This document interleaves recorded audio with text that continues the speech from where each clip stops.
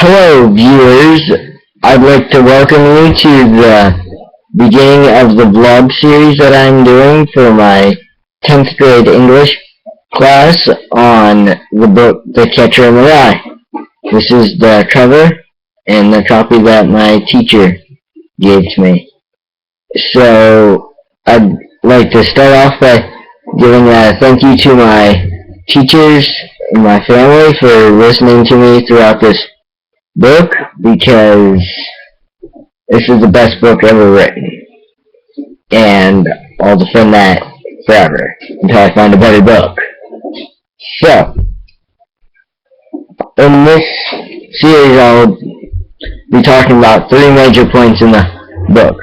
J.D. Salinger, the author who wrote the book, J.D. Salinger, and I will also talk about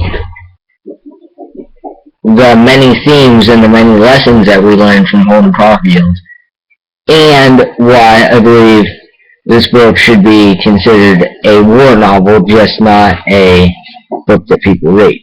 And if you've ever read the book, I'm my red hunting cap on for protection of childhood innocence, because it needs protected, right? I think not. I'm gonna lose the hat. I think it's dumb.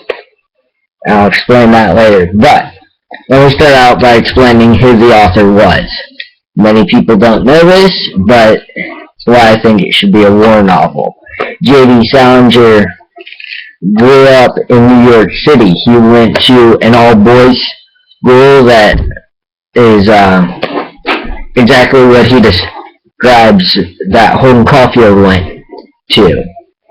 And after he went to the boys' school, he made a brief move to Austria, which is in Eastern Europe. That was in the fall of 1937. And he moved back to the United States February 1938 because the Nazis were starting to take over Europe, and he was afraid that he was going to die if he stayed there. And he was right. The Nazis invaded Austria March 12th, 1937. A little fun history fact for you. When he came back, he was one of the first people drafted. He was drafted as an interrogator for the United States Armed Forces, and he has seen more battle than the authors of Catch-22 and all of the classic World War II novels, such as Catch-22. So, he was in two major battles and one major point in the war. He was on Utah Beach when they invaded. He was an interrogator who was supposed to keep the people alive, try and find answers. And then he was also in the Battle of the Bulge, which was the last German Nazi offensive in the war, which both of those battles were extremely bloody, which is where I think he gathered the gruesome gore of how Holden Caulfield holds his stomach and pretends to be shot. I think he's had images of someone like that in his mind. One of his friends got shot in the stomach, such as that, and he was pretending to do that. That's where I think that came from. That's my opinion. There's no recording of that. But then it also could have come from the concentration camp, because he was in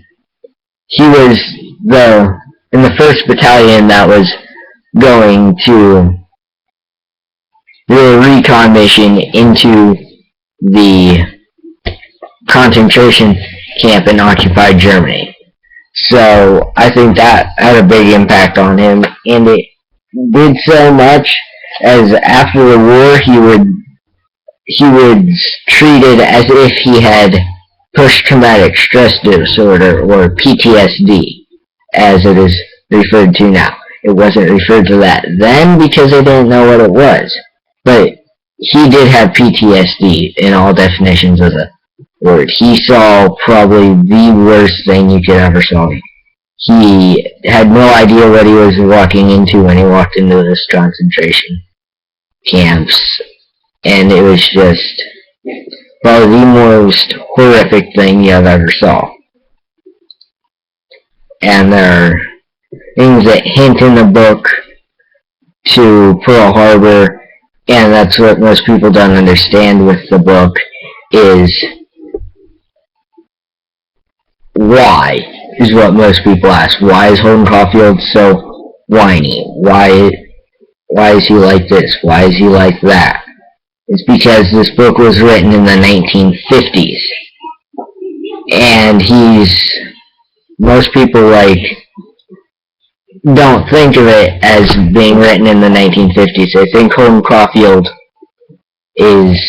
wants to be living in the now. He's not. He's living in 1951 when J.D. Salinger wrote this book. So that's a little short overview of J.D. Salinger's life, and we'll conclude this part of the blog. Leave your comments in the comment box and like my videos.